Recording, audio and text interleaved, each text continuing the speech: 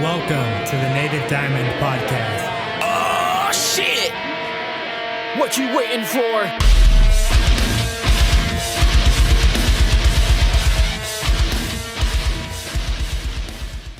Please don't forget to like the video, hit subscribe, ring the bell. That way you're notified every time I drop a new episode of Native Diamond Podcast. Feel free to drop a comment because I love hearing feedback from you guys. Without further ado, let's get into today's episode. What's going on, my dudes? Seth Mick here. This is Native Diamond Podcast. Thank you so much for tuning in, as always.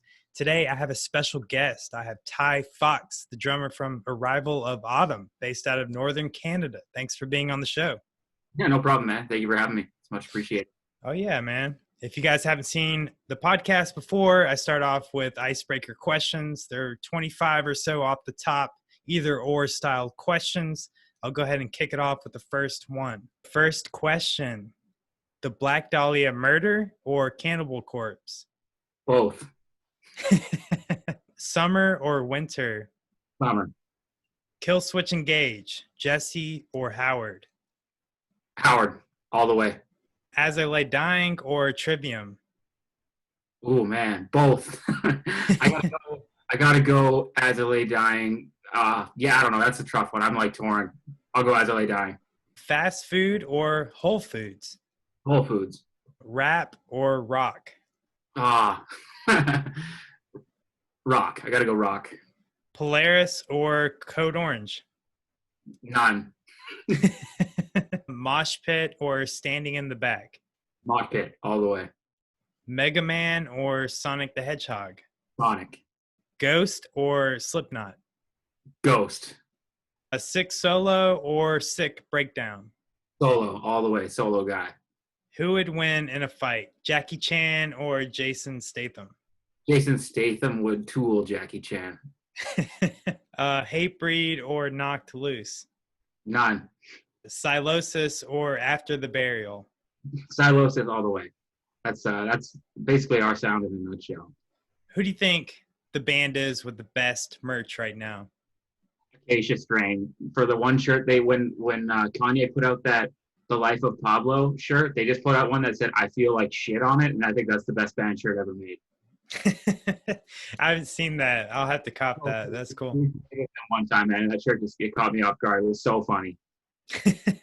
So, Nickelback or Five Finger Death Punch? Nickelback, dude. Five Finger. I Nickelback is at least from where we're from, so I'll take them. Oh, okay. Have you heard the new cover? It's not my thing, but I like Nickelback. We've been in shit before. I got death threats not a week ago for defending Nickelback. And because our town is super notorious, there's a story here because somebody threw a shoe at them and they refused to play here ever again. It happened twice, so it went viral it was 2001 or 2, right when they were blowing up. So now they were been recorded saying we'll never play Grand Prairie, Alberta ever again, and people were defending throwing the shoe at them. I was like, dude, they're great. I was like, they can go play arenas anywhere else in the world. And for people who actually want to see them, and they won't come here because we're ungrateful. You don't throw shit at someone when they're on stage, regardless of the band.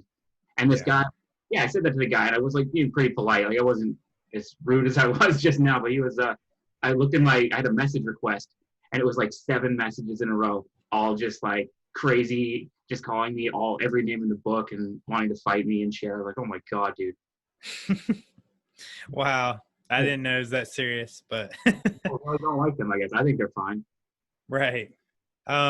Circle Pit or Wall of Death? In what order? Yeah. Brutal, man. Circle Pit. I don't know if you watch Netflix or TV, but Ozark or Vikings? I haven't watched Ozark at all, but I want to. I got to give it to Vikings because I've at least seen 2 seasons. Jason Bateman, though. He's my boy. Yeah, for sure. When it comes to movies or TV, scary as fuck or funny as fuck? Funny, man. I hate horror movies. No joke. I'm a comedy guy through and through. Which do you prefer, recording or touring? Touring, man. I think, recording is not my cup of tea. Big time. Yeah, I'm sure. Being the drummer, I'm sure you get the pain in the ass part of it. I just I freeze up in the studio all the time. You can ask our That was a complete nightmare when we made this record. I'm pretty sure I almost got fired. Oh shit. Well, you're still here, so that's good. Seth Rogen or Mike Myers? Seth Rogen. Black Flag or Bad Brains? Bad Brains. Metal Gear Solid or Tomb Raider? I've only played like the original Tomb Raider. Other than that, I'm not a gamer, so I would go with the Tomb Raider PlayStation version, like the PlayStation 1. I had that game. It was sick, but I was too young and like underdeveloped, so I think I would just like run around on the first level until I just couldn't figure it out. That game was so frustrating until I understood like how video games worked. I was like, what do you do? I don't know. Anyway, what's something everyone loves but you just can't stand? A couple of the bands you named earlier, probably. I can't think of anything off the top of my head. I can normally think of stuff like really quick, but yeah. New music, I guess. A lot of that, what's cool right now. A lot of people just love it. It's not my thing. Amy Schumer, maybe that. Low gutturals or high screaming? Ooh, I gotta go low. Last question. Worst band of all time? Worst band of all time? Mm-hmm. Ooh, I gotta give it to. That's a loaded question. I would say Five Finger based off of solely music, but what they do for the scene is good. Like they're a good band to have in our corner, but I just can't get into them at all. I think they're bad. Well, fair enough. Thanks for playing my icebreaker questions as always. I hope you had fun with that. Yeah, of course. What have you been up to lately with quarantine and everything else that's going on in the world? We didn't get hit too bad here. It's still pretty cool. We're taking advantage of the weather while it's actually warm. It's like super nice out right now. So we're just before the snow hits the ground. There's like snow on the ground for like 9 months here, 6 to 7 months out of the deep. So it's just good to be outside. And when this thing started happening, we filmed and shot an entire music video all by ourselves. That was the good way to pass the time. So that went by really cool. We did all the camera work, produced, edited the whole thing, and it turned out really cool. That's awesome. What's your newest music video right now? So that was for the song Apocalyptic that we had done the music video for. And that's my favorite song off the record anyway. And I think a couple of guys agree as well. But I don't know, it's just a really slow kind of jamming. I think it's really cool. Mm-hmm. Well, my favorite guitar solo in it too. Yeah, you guys are very guitar solo driven, I would say. Why would you name like the newer metalcore bands? I'm like, they're fine. It's not my cup of tea. I think they seem like really cool dudes at least. But yeah, I need the fast like Fall of Ideals, All That Remains, metalcore. Like that's my shit. I still that Kill Switch Engaged, all that Trivium, As I Lay Dying. Like that's kind of our niche, our wheelhouse. We're like 10 years behind. Well, that's perfectly fine. I mean, there's nothing wrong with that. So like, do you guys listen to any podcasts or do you watch any TV shows? Totally, man. We're huge into podcasts on the road. Like we're always listening to Rogan, and I make the guys listen to Legion of Skanks and like all sorts of stupid podcasts and TV shows, man. Like we're all diehard Sopranos guys. I know James. Oh, really? That's cool. The best. And The Wire, Always Sunny in Philly, like a lot of comedy shows, big Arrested Development guys. So on the first record, we had a song called Forget Me Now, which is the pills that Job takes on Arrested Development all the time. Yeah. This one we have The Endless, which is based off of Westworld. Okay. I never really got into Westworld. I haven't really watched anything past the first season, but it was really good. I just didn't pay for HBO Plus, so I haven't been able to watch it. Dude, I was huge on Arrested Development growing up. I probably watched that every night before I went to sleep. It's hilarious. So good, man. The amount of jokes they just weasel in, like it's constant, just rapid fire, and it's so subtle. Like George Senior is the best, man. I love that show. Garbage, that whole family, man. Yeah, it was pretty loaded cast. I think I've had this conversation on the podcast before, but a lot of people like that show, man. It's still funny. A show that I think super not underrated, but people kind of don't watch anymore is Frasier. And I think Frasier's like pretty close to being my number one. I love that show, dude. That show is really funny. It was kind of like, it was early for me. Well, not early, but you know what I mean? Like I was too young to really grasp it. But as I got older, I totally understand the humor now. As an adult watching it, I'm like, how have I not thought this was funny my entire life? I remember watching it as a kid being like, this show sucks. Yeah. As an adult, I'm like, this is amazing. Yeah, it's a really good show. Sorry, I'm kind of observative, but like I saw this N64 behind you. Do you guys play that or no? Oh, yeah, we have a bunch of stuff. Like we'll dabble in and out. Like I've managed to wrangle a Harvest Moon copy Hmm. from way back in the day, and I've been playing that. Like I played that and Banjo Kazooie, of course. I like Banjo Tooie the best. Oh, But sick. I have one in my house. This is just I'm in the band house, right, in Jameson's place. He's got better internet than I do, so I figured I'd get that crazy Canadian internet in order. Have you guys ever been to the States? Oh yeah, dude, we did a 5 month run through the states here. We basically were on tour from August to December 22nd, all through the states with like we did In Flames, Soulfly, and Skin Lab all in a row. Nice. Yeah, it was nuts, man. Who was your favorite like band that you played with? Uh, it depends, man, because like everything. I don't want to pick a favorite because everybody just did us solids. Like Skin Lab was the first band we toured with, and they kind of just like showed us the ropes throughout the states, and they were like super cool guys. Then Soulfly took us out, and then Max like had us over at his house for a barbecue and shit, and they just treated us like very good. It was really cool. And Mhm. then In Flames we hooked up with after that 3 weeks later, and they spoiled the shit out of us. Like they bought all our groceries. They would constantly give us alcohol, and anything they were done with off their rider they would just give to us because we were the only band in a van on that tour. It was us, In Flames, and Red. And like no Mhm. joke, In Flames spoiled the shit out of us. And like we didn't like get green rooms a lot in the venues that didn't have a spare one for us. They would just be like, "Come on in," and they were very adamant. We always like hang out with them, and they're just feeding us alcohol all the time. And yeah, they're the coolest dudes. That's really sick, dude. I was checking out the band, and you guys had just recently signed with Nuclear Blast Records. How was that? Like, how was that come up for you guys?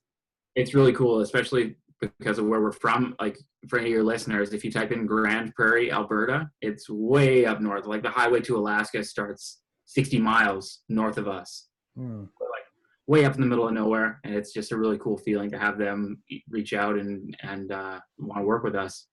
And we're trying to make them happy, and they're super easy to deal with, man. They let us do whatever we want, so That's pretty awesome. awesome. Our producer sent out our stuff for mix notes to some people that he knows.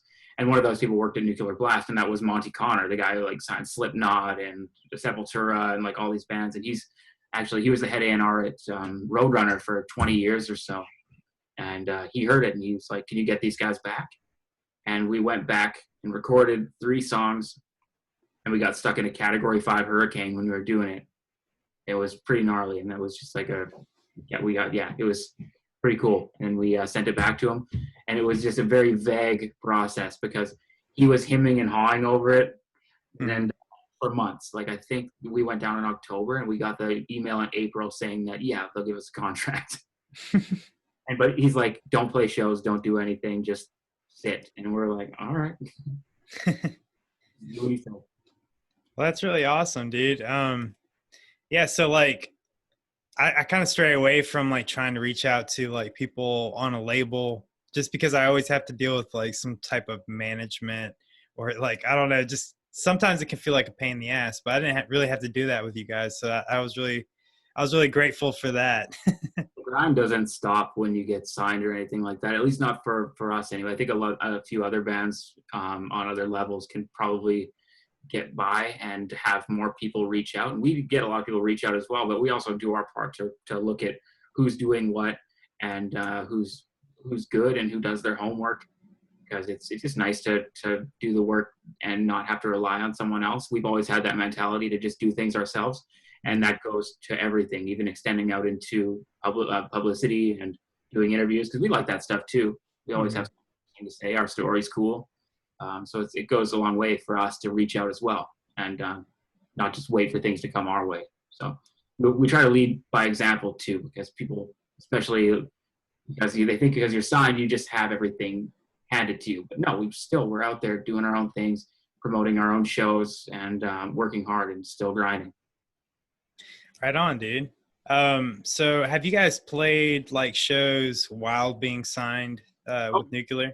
yeah, totally. So we've been on with Nuclear for like quite some time now. Actually, we're just not like the most popular band yet. We just broke into the States Mhm. last August, and then we got from August to December. We did our first like big run, and every tour we noticed when we would play different places, the second time or the same place twice, there was a bunch of people. Like, so we played Skin Lab.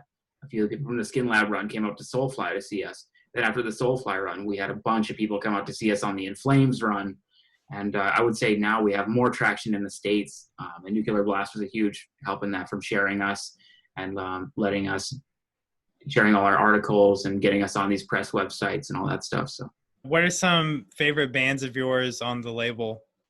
man, In Flames they're kind of signed to Nuclear Blast. I don't really know how that works. They have a Nuclear Blast logo on some of their stuff. So they're awesome. Man, Decapitated, they rock. There's so many bands on that label, man. As I Lay Dying, they're on there now too. Oh yeah. Mm-hmm.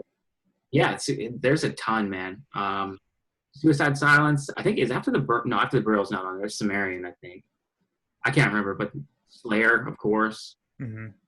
Lamb of God. There's just so many. That's cool. Yeah, I just want to see where your head's at with the music, because I know you were talking. We'll never be able to put it down, man. I like some of the bands that you like, but then others, and they sound the exact same. I don't even know. Something just hits the ear right. Like Knocked Loose, I like them the most out of all those other bands. But it's always something like vocally or guitar-wise or structure-wise. I'm a hardcore guy. I like hardcore. It's my shit. It's those bands, they don't make me want to break shit. So it doesn't do anything for me. Have you heard End? I haven't heard End. Oh man, it's so good. I've been kind of stuck on that. What about Currents? Have you heard Currents? I know of, but I haven't listened. I haven't dabbled. I'm still like on my shit from a while ago. Like, it takes me so much energy to get into something new. Like, it's almost like anxiety that I'm going to waste time on. So I've been dabbling in like old school R&B from the 70s is what I've been like really grinding lately. I found the CD from Baby Huey and the Babysitters is what they're called. And I've just been raving because I've been watching this shit on Netflix called Fear City. Mm-hmm. Oh, okay. Yeah. The intro song to that show has been stuck in my head. And I was like, I got to figure out who this is. And that's who it is. That song rips. That's awesome. Isn't that like a docu-series about like New York or something like that? Or Yeah. So I watched that, and that song in the intro is what caught me. A lot of that, the new Logic record, I've been spinning that. That thing's sick. Mm-hmm. Yeah, there's so much. New Trivium's great. Oh, dude, I love the new Trivium album. It was great. Paulo came to our show in Chicago and hung out for the night. It was really cool. Wow, that's really cool. I didn't know how plugged in you guys were. I wasn't intending on you to name drop, but like, you know, we should be. our manager's really good friends with him, so it was kind of cool for us to have him come out and just hang out and shoot the shit. Really, really cool dude. So they actually get kind of bombarded with our stuff because people always say we sound like Trivium.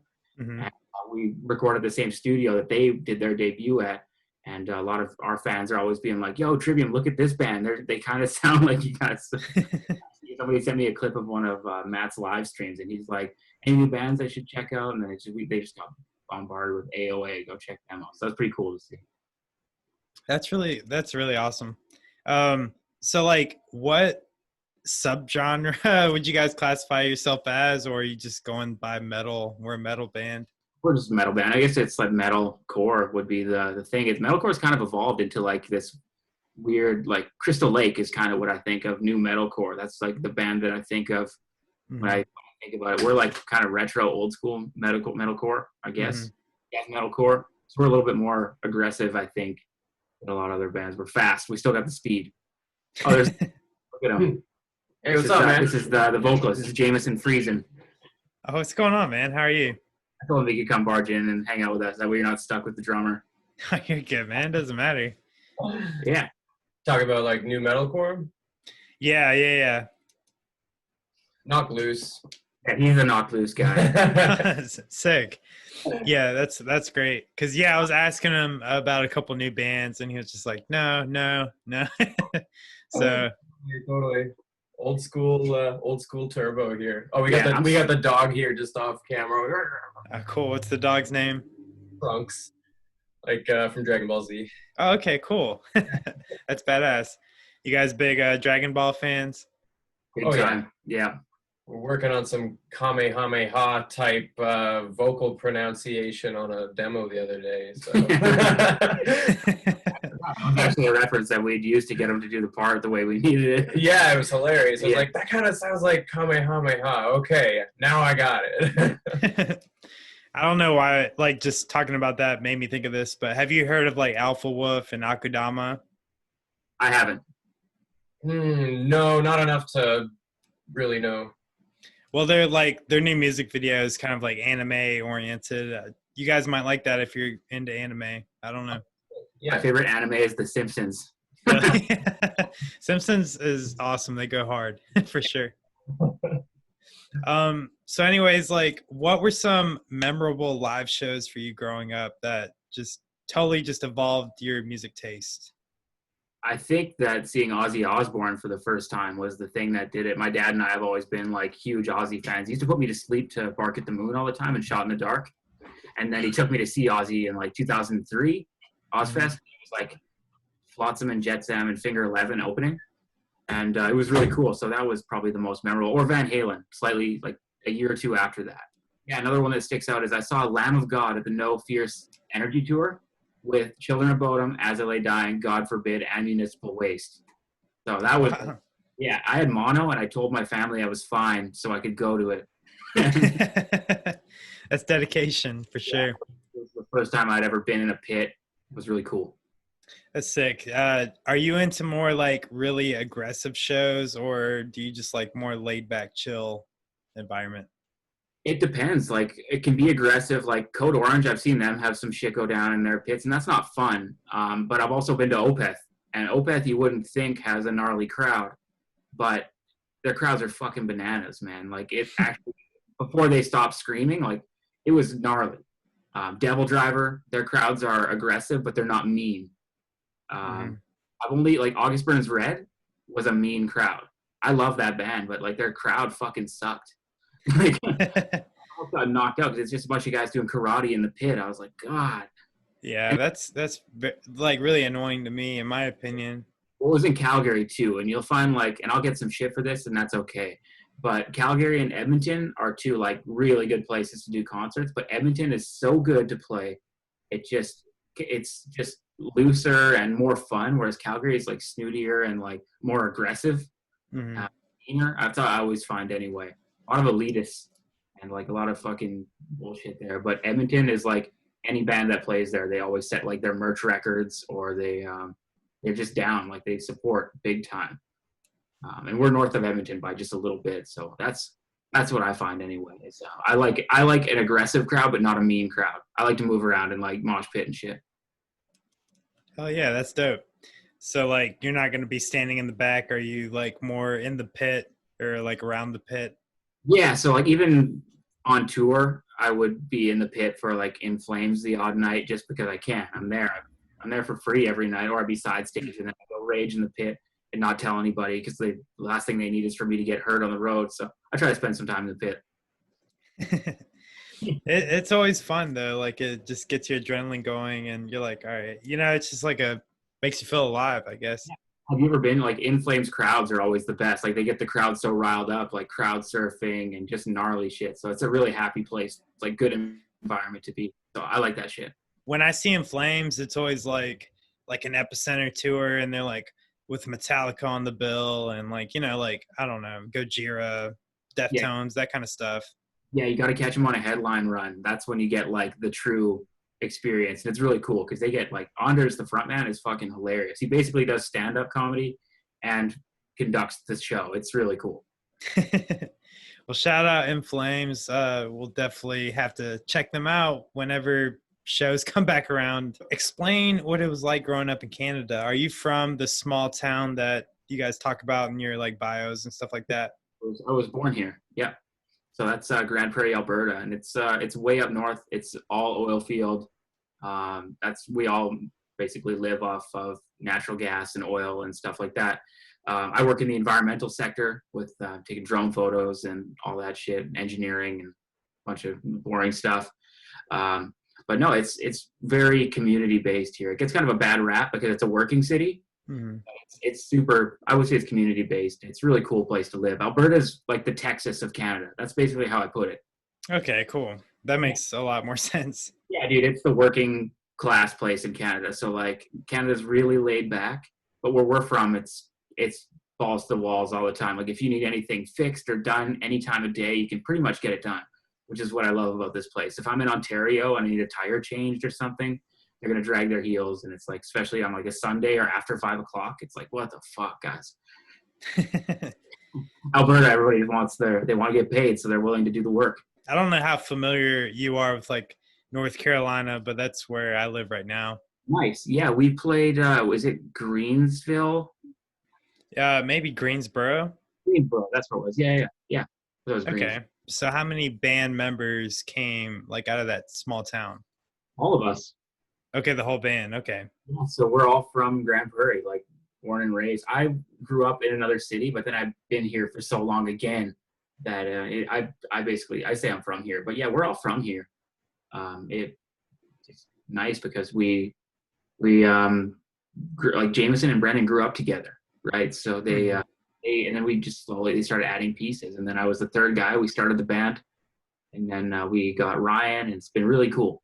On my podcast, basically, I have like a lot of DIY presence, like different followers or whatever. They have their own projects and stuff like that.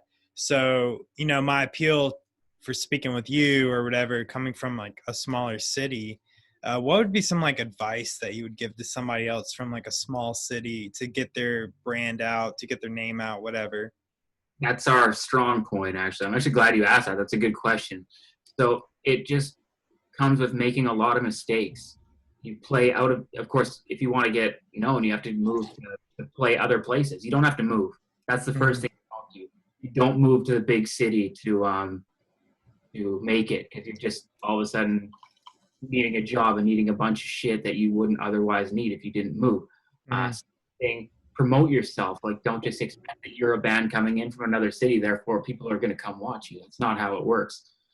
Try to go there and try to get 2 opening acts and maybe a local headliner, and try to get that sweet co-headliner spot or second last, stuff like that. And when you're there, try to be a good hang. Try to like really make friends with people, not just so they can book you, but just to make more connections and be friendly. That's the best, because you have a bunch of people that are then going to help you out on your next run. Mm-hmm. That's the biggest thing, man. You're not so much making fans. You're investing in people's time, and they're investing in you. And it's basically making family. That's how I view it. A lot of the bands that we've played with when nobody knew who we were are our boys, and we'll stay there in all those cities that we play. We now have boys there that we can just stay at their place and use the shower. That's a huge thing on tour, man. Trying to get a fucking shower is the hardest shit. Especially in a band, dude. So like, we don't always have that luxury. So just being nice and being genuine is being a good hang, respecting the venue and respecting the people that work there is a really big thing, no matter what they do to you.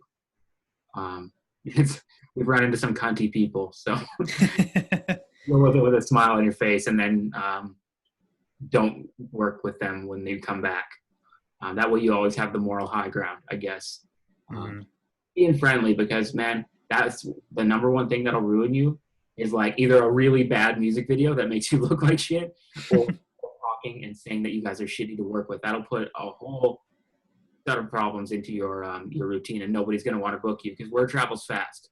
Because that's like the one thing they'll remember about you. If you're good, they probably won't remember you at all. And that's in them being like, man, fuck this band. So we try to go out of our way to really get to know the people at the venues, man. That way they'll vouch for us. So like Brick by Brick in San Diego, those are the boys there. They're the shit. A lot of the guys at the venues, you just kind of get to know. Cool. Every venue's got its own crew. I think that being genuine and, you know, being a good person, or like being the best person you can be, that's the best arsenal that you can have when it comes to that sort of stuff. I've kind of found it in my own thing. You know, just when you let go and you're like, all right, I'm just going to be who I am.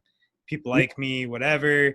But that's the only way to get real results, you know, like being fake or being vanilla is not a good strategy. You spot that shit from a mile away too, man. It's like you can see when someone's overly like fake nice and all that shit. And that, I mean, you can't really penalize a guy for being fake nice, but it's also like you can kind of just see that shit and know who you're I don't know. I have a pretty good eye for it. But I know myself, and I'm impulsive, and I say some shit here and there. I'm working on it. I'm a king of shooting myself in the foot. Like, doing interviews and stuff. I'm always like one wrong thing away from just like having my manager call me and be like, "What the fuck did you say?" Like, I'm probably gonna hear about that 5 finger thing earlier, but I always try to cover myself anyway. No, you're good, dude.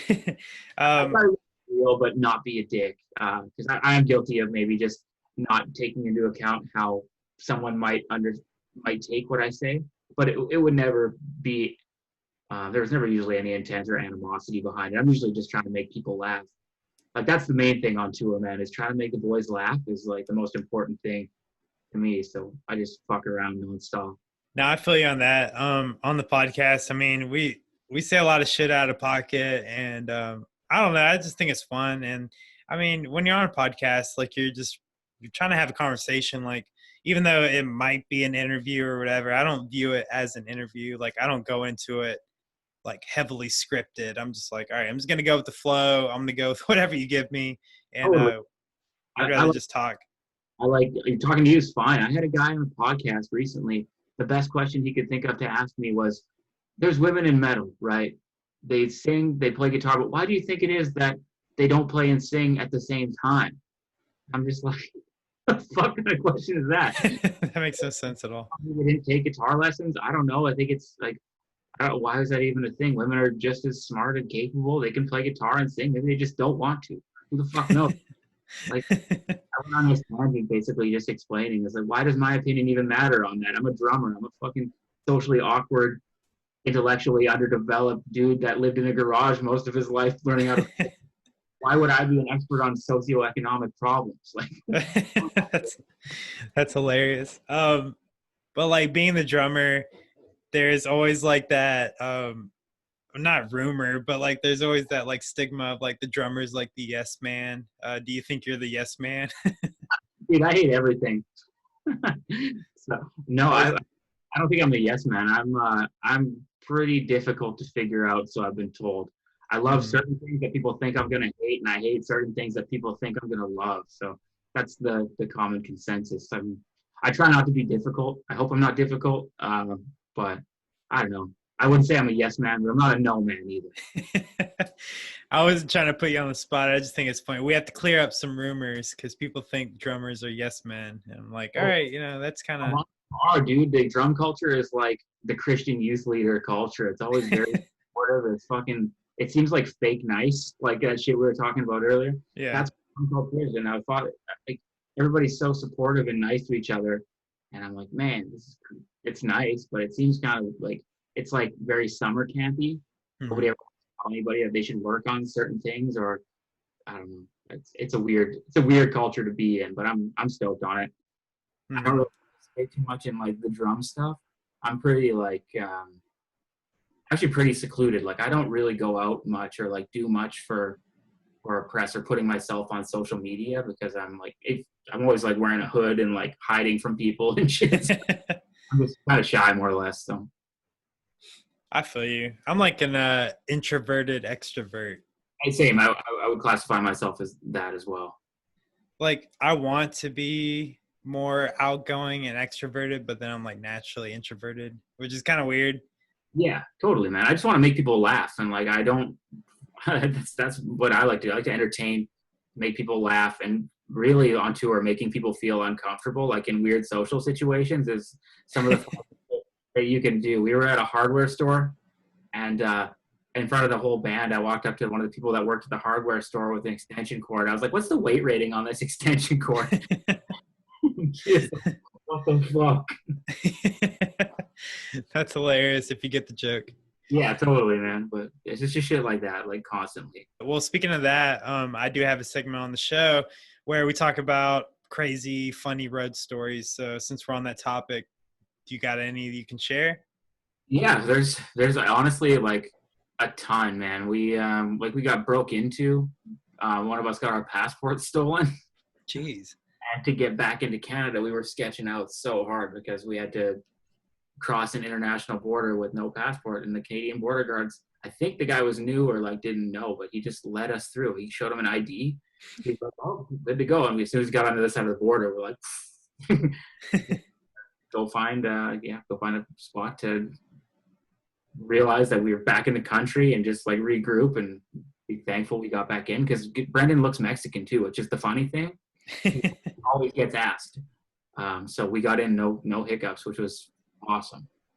Trying to think, man, there's a bunch of cool stuff. Just like In Flames took us out for like a really cool barbecue dinner in Memphis, and that was sick. Yeah, there's a lot.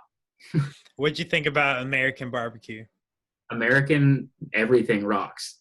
Really?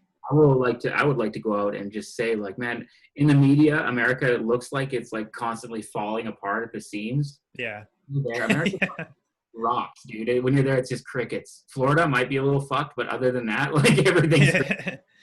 Yeah, definitely. Argue with me on that. No, man, Florida's great. Texas is probably one of my favorite places I've ever been. Salt Lake City, Cali, Baltimore. Actually, for some reason, really loves us. That's cool.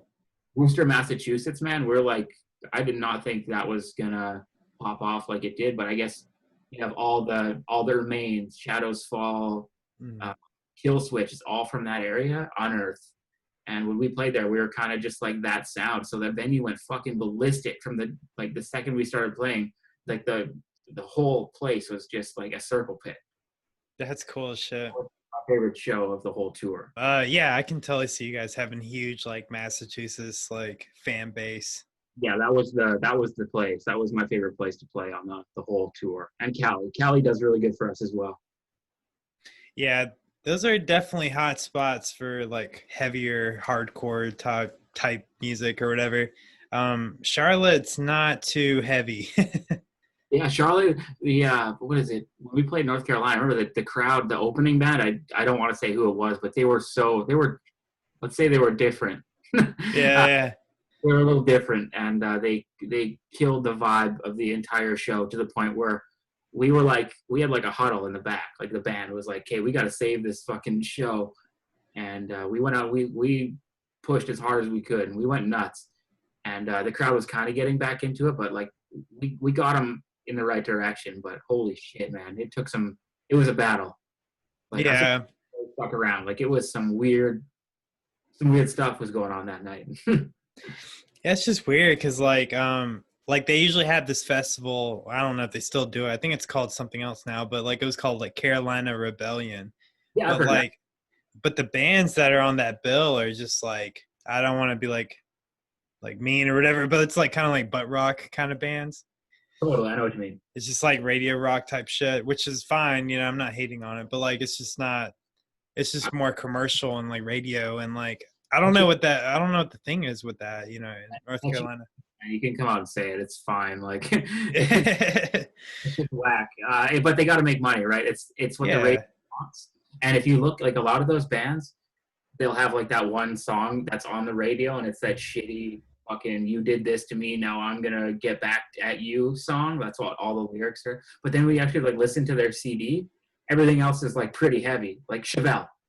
Oh, Chevelle's sick. Yeah, they're one of those bands that they're sick.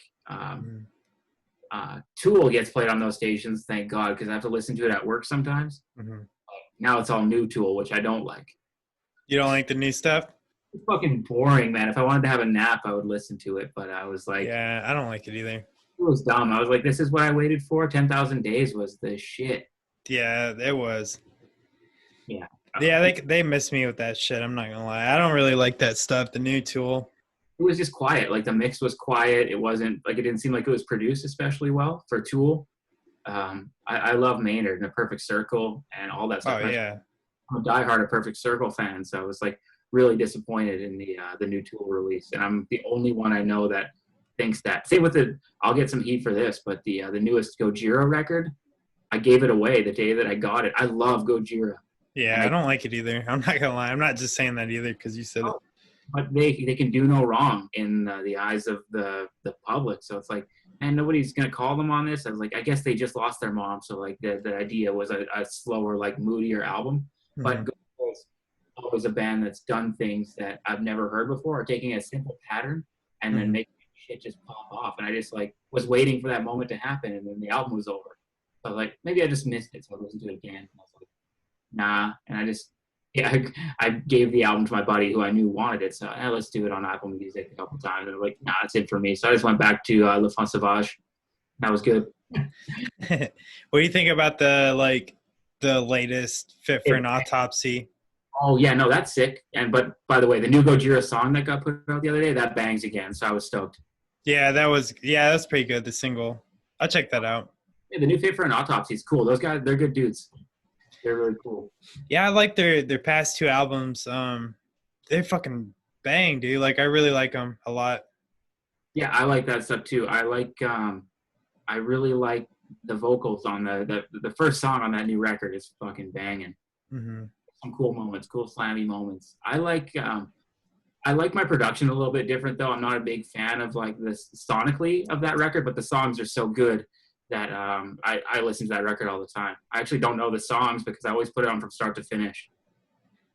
Yeah, I'm the same way. Like I'll play through the whole album and everyone's like, what's your favorite song or what song do you like? But I feel terrible because I'm like terrible with fucking song titles. But I'm like, I can tell you the album I like.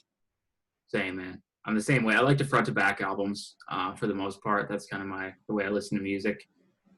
But, yeah. Yeah, I listen to it in that regard too because it's like, everything was put in in certain order. You know what I mean? Like it's supposed to be appreciated as a whole. 100%, man. No, I would fully agree. So I try to just listen to it as the artist wanted me to listen to it to get the most out of it. Yeah, exactly. It's just like watching a movie. I mean, you watch it, you wouldn't skip around and be like, all right, let's watch this scene. Like Exactly. you listen to it, you watch the whole thing the way it's supposed to go in the order. Totally. I'm big on that. But anyway, I wanted to ask you before like we started getting wrapped up or whatever, but like so like what's the appeal for like newer bands that you're just not digging into, that you're just like, not for me, I would rather stick in my 10-year gap of metalcore or whatever? That it's just the speed factor. The speed, all the drums sound the exact same. Vocally, it's being driven into a spot that it was driven into with earlier metalcore, where it's just like you got the heavy ass verses, the edgy verses, and that goes all into the same chorus with the hook. And we do that exact same shit. I'm not saying that we don't, but we do it the old way, and it just seems like a lot of it's kind of the same. I like guitar solos. There's none of that really going on. There's not much for solo work. Oh yeah, solos are almost dead now because of breakdowns. Yeah, I like breakdowns too. I love a good breakdown, but it's just not. It's all the same. If everything's heavy, nothing's heavy. Kind of production isn't my favorite. Some bands got some really good production, but yeah, it's too slow. I want some get up and go, which is why I like fucking Deicide and like all that death metal stuff. That's kind of like what I need. That's why I like the old metalcore so much. It's because it has the speed of death metal and the solos and everything, and then you get that hardcore breakdown, which is kind of what we do, but we don't really have breakdowns. We just have really heavy parts. Mm-hmm. It's just like it's typical to go into a spot where all the instruments cut out and you get ready, do a call out, and there's a breakdown. I like that shit too. But so if you get the chance, there's a band called Get the Shot. Okay. And they got the most fucking vicious breakdowns. They're a hardcore band, but you can tell they like Metallica and like they're a weird mix of a bunch of cool shit. So I would recommend listening to that. And that's a hardcore band that's new that I would definitely. They have like the aggression of Code Orange and Knocked Loose, but they're way more evil. Okay, cool. Yeah, I'll check it out. And I think you should check out End, man. I think you'll like End a lot. I'll check that out. I'll hit you on your socials and let you know what I think. All right, cool. And I'll check that out too as well. I'm always big. Like I love hardcore a lot. Like I don't know if you listen to Counterparts. Do you listen to them? Very few and far between. Like I have heard Counterparts, but I'm not like the biggest into them. Mm-hmm. I just like it when I hear them. I like their lyrics or whatever. Like they have like really meaningful lyrics or whatever. Yeah, I can get behind that. That's why like a band that people think that I wouldn't like is Bring Me the Horizon. Oh shit, that's crazy. No, I was huge into that band in like 2014. I loved Ammo. Ammo was the first thing I heard from them, and except Eternal, I finally got me on board. And then Ammo, the one after that, but I liked Ammo a lot. But lyrically, I think that guy does really good. So he's a good lyricist. Yeah, He's really good. I saw him live in Charlotte. He was it was a Day to Remember headliner or whatever, and also was playing was like Motionless in White Nice. and Bring Me the Horizon. When Ollie went on and he like did his set, he just kind of like he didn't like flake out at the end, but he just like you could tell he didn't really want to be there. You know what I mean? And I was just like, well, he maybe had an off day. Maybe he's just like wasn't feeling it. It could have been like he was pissed off at the sound guy. It could have been so many different reasons. Yeah, if they weren't headlining, he might have still been like he might have had substance issues at that time too. So I wouldn't blame him. Like he was, I think it was pretty hard for him to show up at that time, at a certain time in his career anyway. And thankfully, so he still did. Mm. So, yeah, it's really cool. They're like a huge name now, which is like kind of not funny, but like I saw that whole thing progression happen, and now they're just like huge fucking band. Like they have like 5 million listeners on Spotify, and you would have never imagined that like 10 years ago. Totally, man. That's insane. Like we have like I remember thinking it was crazy when we hit 11,000. I was just like, holy shit! Like, That's still a lot though. yeah, I'm pumped. It's cool. I'm just yeah, it's cool to see that shit happen. But I couldn't imagine having 5 million. It'll happen. It'll happen one day. We'll put out some cool cover or something. It'll get us something. So we're actually working on a cover right now. Oh, sick! That would be really cool. I can't wait to check that out. Yeah. So what our whole logic was like, people always wait till people die and then they do all these like covers of their stuff and say how much they like them. So we're gonna pay tribute to someone while they're still alive, so they can actually hear it. We're like, all right, there's a guy that we fucking love that we're gonna make a song for him and maybe you'll listen to it. And we all love the song. So I love that. Yeah, wanted to hear it while he's alive and not wait till it's too late. I think that's whack. Yeah, that is whack. A lot of people always wait till it's too late, and then that's so true. Yeah. So it's like I'm not gonna pretend I love Chris Cornell and then do a cover of Black Hole's Son. It's like if I was really a fan, I would do another song of his, like shit like that. So it was cool that I persuaded the guys to go with me on this song. So it turned out it's weird, but it turned out really cool. I can't wait to hear it, man. You're gonna have to share it, and I'll check it out for sure. I'll share it. We're gonna get ripped apart for it too, but it's gonna be sick. Hey, maybe not. Sometimes you have to like weed out like the bad fans or whatever, you know, like totally. Yeah, it's just some people are just not there for the long haul. You know, you gotta solidify your crowd there. Totally. So like, is there any guilty pleasures as far as music that you listen to? I know we talked a lot about like metal, but like, what are some things that people wouldn't imagine you listening to? Ammo's probably the one that I listen to, or like all that 70s like R&B that I've always kind of been into that, but I really like Nas. Biggie Smalls is one of my favorite artists of all time. Stuff like that. I don't know, man. I don't really think of it as guilty pleasures. I like the music that I like. And I think there's no shame. Nickelback, I guess, would be, I guess, guilty pleasure. But I've always been on record defending them, not even that they need it. But I like kind of everything. If it hits my ear right, it's good in my books. Yeah, I grew up and I don't know. I always like heard Nickelback and like my friends are always into them, and I never hated on them. But like as I got older, like people are like, man, they're just like butt rock. But then I was like, I don't think there's anything wrong with like being catchy or like having a catchy chorus or like that type of appeal, you know? Totally. They invented that butt rock style though, man. They came along and then all these other bands fucking just flooded the market. And then you get shit like some like new Theory of a Dead Man type, like, oh my God. What is this? Yeah. It's too much for me. Like I can't do butt rock, dude. I honestly cannot get behind like Five Finger. Like even though I know that, like they have a stacked lineup and everyone's super fucking talented, it's not my thing, and it's never gonna be something I seek out to listen to, you know. Totally, but they do cool stuff. Like I'm pretty sure Ivan Moody, the singer, he's a great singer, man. Everybody in that band is really good, but handpick bands like Battlecross. Oh, Battlecross, sick, yeah. Like handpick bands like that to open for them because they know what they are. Like they would be silly to think that because a lot of those guys that play that game and make that kind of music, they know exactly what they're doing and they're really good.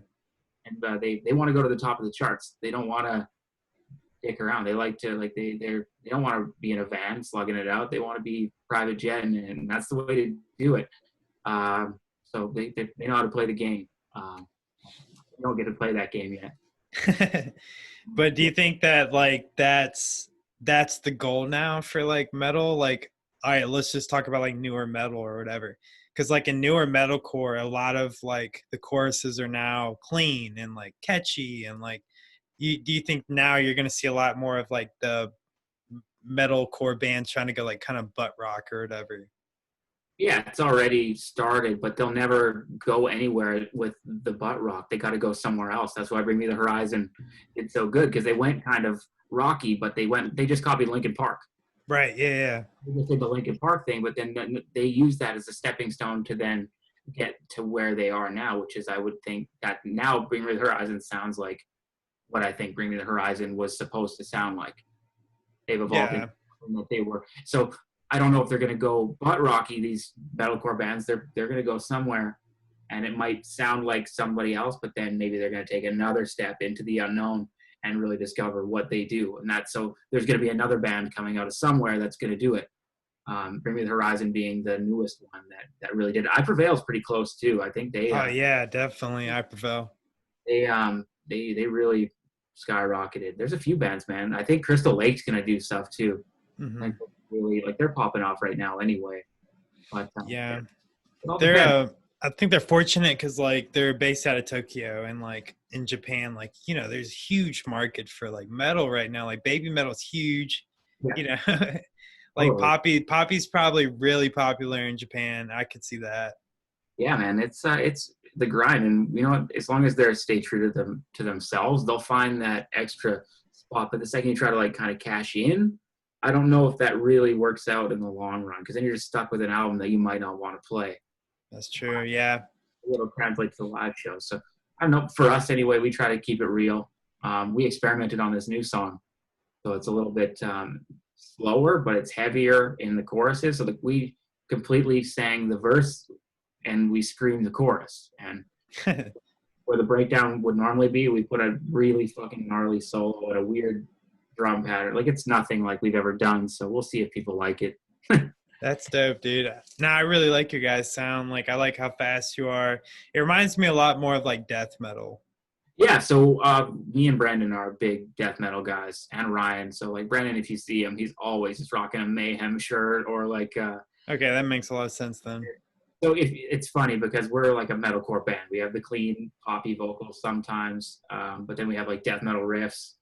So that's perfect. That's perfect, honestly. That's my shit. Like, I love when you can take something new or like old and then like make it new, So people have a hard time putting their finger on us for where to put us, because we're a little bit too metal for the core and we're a little bit too core for the metal elitists. So we kind of fall into that.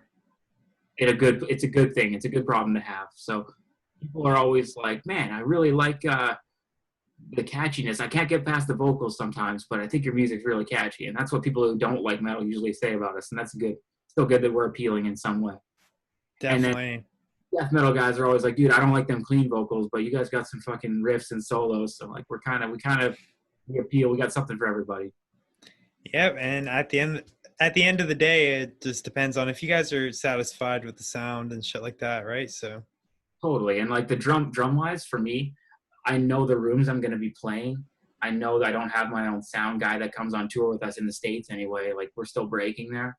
Mm-hmm. So I know what I should record. I know what I should do on the album in order to translate to those rooms that I'm going to be playing with the sound guys that might not know us. So on the newest record, it's pretty like meat and potatoes. Like I play what the song needs. I don't really like go fucking crazy or show off that much because I know that people aren't going to be able to hear it if we have the wrong sound guy. Mm-hmm. So I can like locked in, and it creates a lot more space for the guitars. So that's why we sound really clean live because of our setup and the way that we wrote for this record. That I wrote anyway. I tried to make it so the guitars had a lot of room to breathe because I knew that some of these rooms would be maybe a little weird. True drummer thinks about the room space. That's really awesome. It's true, man. If you were to see a board, like let's take a band like Aborted and let's give them an opener slot without their sound guy and let them do their set, you ain't hearing jack shit. Like those bands like Flesh God Apocalypse, all those bands, they need a sound guy, like because they're so fast and so precise that if you have just a house guy that doesn't give a shit, it's gonna sound completely whack. I just try to bypass that whole thing and just write what the song needs in order to pop everything else off. And sometimes that is a blast at 220 BPM, but it's not all the time. Yeah, dude. So time has flown by, and I've really enjoyed just shooting the shit with you. So I'm going to start wrapping it up here. But one of my final questions, I would like to know what would be one thing that you wanted to change about the current state of metal? There's nothing really I would like to change about metal other than just the appeal. I would like the current state of metal to be broadcast to a little bit more people, because people like that shit. Metal's not doing anything wrong. It's taking the logical progression of where it needs to go. It's very inclusive for everybody of all walks of life. I've always felt that metal is the place where I belong. When I always felt like I didn't belong. I never felt like I was always the guy that was never asked to do anything or never asked to hang out.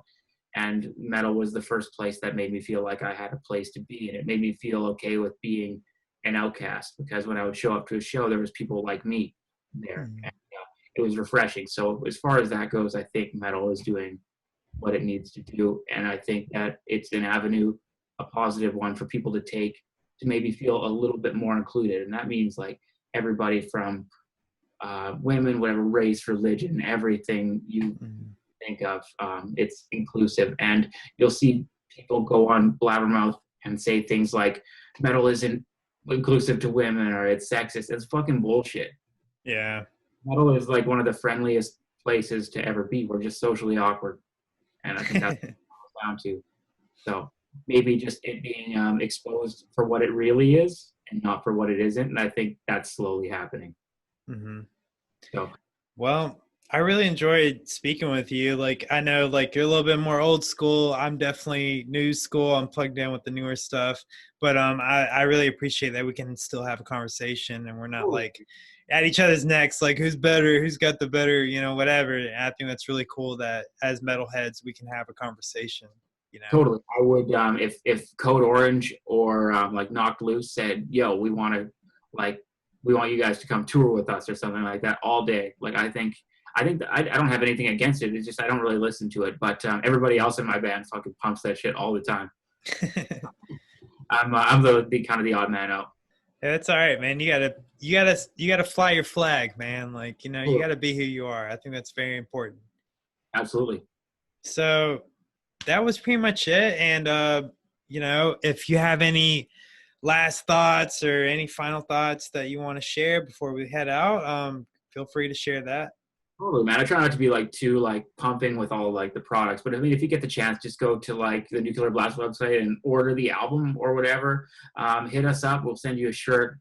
But mainly just go like us on Facebook, Spotify, all that good stuff. Check out the new music video for Apocalyptic. It's really cool because we did everything ourselves. There was no outside help from any directors or anything. So that was cool.